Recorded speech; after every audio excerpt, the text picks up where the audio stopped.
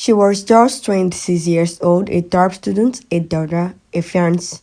She had flown across the world chasing a dream just months away from marrying the love of her life. But on a bright afternoon in nursing, she missed a bus and was never seen again. What happened next would shake a university, expose a chilling predator, and leave a family begging for answers that would never come. Yin Yan was born in Naping, a small city in southeast China.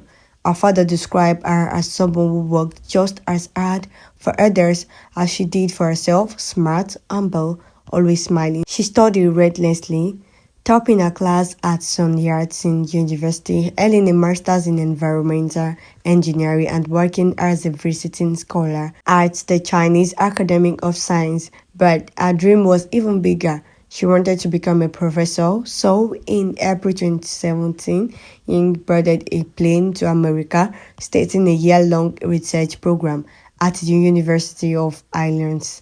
Her fiancé, Oh Exion, stayed back in China, counting the days until their October wedding.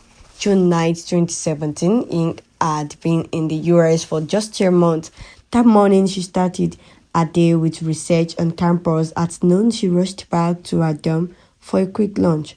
Then she headed off to meet a letting agent about a potential apartment. She planned to return to campus afterward, then meet friends for dinner at 7 o'clock, but dinner never happened. Yingyang never showed up. The last message she sent was a text at 1:39 p.m. apologizing for being 10 minutes late to her apartment viewing.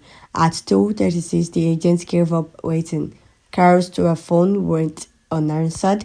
Her friends began worried. By 7 o'clock. Panic set in.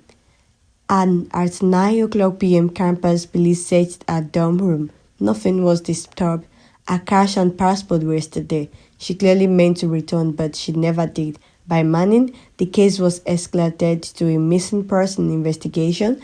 The FBI was called in. Yingyang's phone pinged near the Johannesburg station, but she wasn't there. Luckily, there were cameras, lots of them. Footage confirmed she just got on a bus after lunch. Then another camera captured her missing a second bus by just seconds. She tried to wave it down, no luck.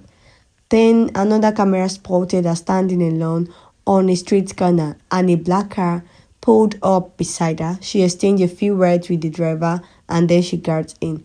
It was the last confirmed sighting of Yingying Zhang alive. The footage wasn't clear enough to see the license plate, but the car, a Blackstone Astra, only 18 of those were registered in the entire county. One belonged to a man named Brent Christian, a 28-year-old former PhD student in physics. He once been a teaching assistant, no criminal record, no red flags. At first, when police knocked on his door, Brent claimed he did not remember when it was that day.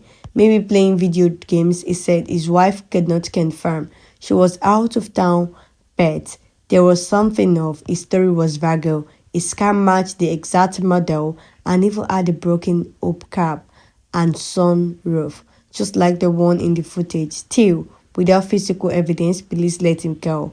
Then a breakthrough. Another student, Emily, came forward. She said a man in a black car approached her that same afternoon. He said he was an undercover cop and flashed a fake-looking badge. He asked her to get in. She refused.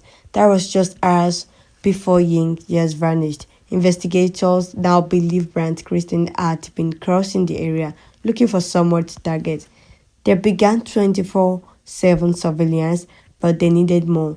And that is when Tara, the woman Brent had recently started dating, stepped in. She agreed to wear a wire. The very night she joined the walk in Yingyang's honor with Brent, he began talking at first vaguely, then explicitly. Brent said no one knew the truth, that Yingyang had fought harder than anyone he had ever encountered, that she was gone, and then he bragged. He claimed he had killed before that Yingyang was number 13. He compared himself to Ted Bundy, and he laughed. Overnight secret recording, he described everything. He pretended to be a cop, lured her into his car, took her to his apartment, assaulted her, beat her with a bat, stabbed her, and worse. This dismembered her body and dumped her in a landfill. He said no one would ever find her, and so far he's been right. On 30th June, his birthday, Brent Christian was arrested. Blood found in his department matched Yingying's DNA with a statistical certainty of 1 in 97 octillion. He was charged with kidnapping resulting in death and lying to the FBI. In court, prosecutors revealed that Brent had even attended Yingying's video to pick up victim. Defense attorneys tried to argue mental illness, but then, in a shocking moment, they admitted, yes, Brent killed Yingying Zhang.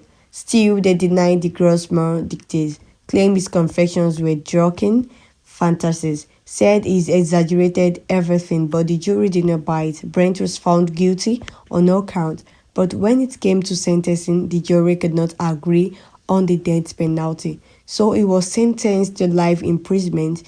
No parole. He smiled as the sentence was read. No apology, no remorse, just silence.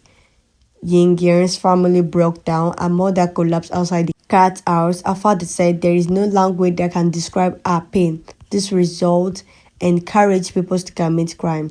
Her fiancé, who had once planned to marry her just months later, said, I missed the first one, but I will never miss the second. Yingying's remains were never found.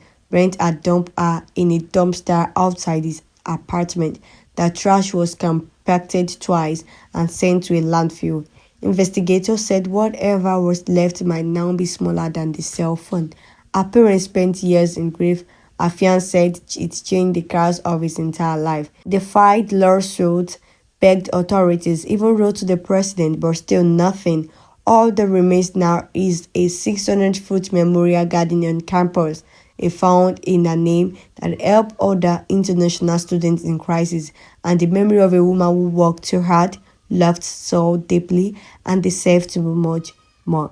Yang once wrote in a journal, life is too short to be ordinary. She wasn't ordinary, she was brilliant, kind, and full of light. And she was taken by a man who walked among the very crowd searching for her. The world should never forget her name. Drop your thoughts in the comment section about this story. Give this video a thumbs up, like, then subscribe. Hit the notification bell for more insightful story.